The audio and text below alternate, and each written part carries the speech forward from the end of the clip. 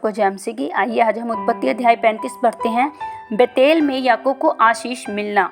तब परमेश्वर ने याकूब से कहा, यहाँ से निकल कर बेतेल को जा और वहीं रह और वहाँ परमेश्वर के लिए वेदी बना, जिसने तुझे उस समय प्रदर्शन दिया जब तू अपने भाई एसाव के डर से भाग जाता था।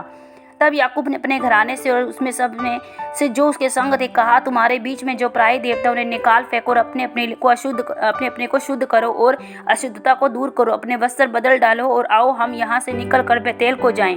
वहाँ मैं परमेश्वर के लिए एक वेदी बनाऊंगा, जिसने संकट के दिन मेरी सुन ली।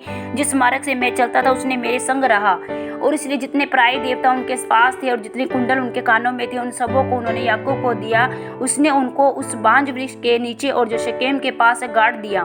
तब उन्होंने कूच किया और उनके चारों ओर के नगर निवासियों के मन में परमेश्वर की ओर से ऐसा भय समा गया कि उन्होंने याकूब के पुत्रों का पीछा न किया। याकूब उन सब नगरों के समेत जो उसके संग थे कनान देश के लूज नगर को भी गया। वह नगर बेतेल भी कहलाता है। वहाँ उसके एक वेदी बनाई और उस स्थान का नाम एल बेतेल रखा, क्योंकि जब वह अपने भाई के डर से भागा जाता था तब परमेश्वर उस पर वही प्रकट हुआ था।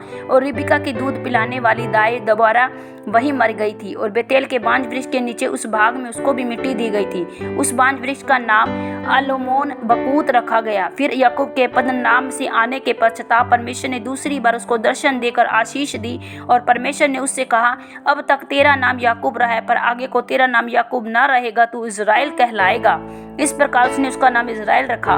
फिर परमेश्वर ने इससे कहा, मैं सर्वशक्तिमान ईश्वर हूँ, तू फूले फले और बढ़े, तुझसे एक जाति वरन जातियों की एक मंडली भी उत्पन्न होगी, और तेरे वंश में राजा उत्पन्न होंगे। और जो देश मैंने अब्राहम इसाक को दिया है वही देश तुझे देता हूँ, और तेरे पीछे तेरे वंश को भी दूंगा।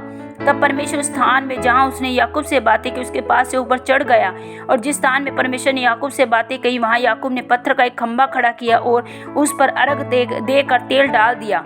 जहाँ परमेश्वर ने याकूब से बातें की उस स्थान का नाम उसने बेतेल रखा। राहेल की मृत्यु।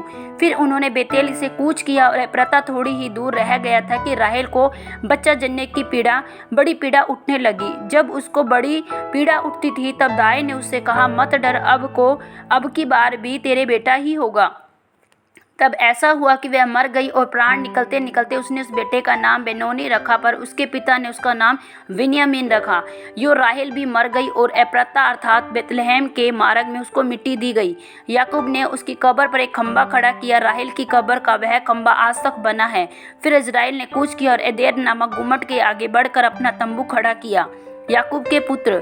जब इज़राइल उस देश में बसा था तब एक दिन ऐसा हुआ कि रूबेन ने जाकर अपने पिता की रखेली बिला के साथ कुकर्म किया, और यह बात इज़राइल को मालूम हो गई।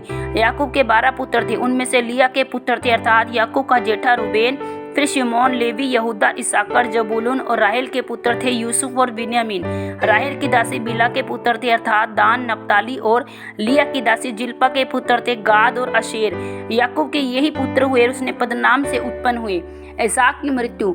याकूब मामरे में जो करियतअर्बा अर्थात हेब्रोन है, जहाँ अब्राहम और इसाक परदेशी होकर रहे थे, अपने पिता इसाक के पास आया। इसाक की आयु 180 वर्ष की हुई, और इसाक का प्राण छूट गया और वह मर गया, और वह बूढ़ा और पूरी आयु का होकर अपने लोगों में जा मिला।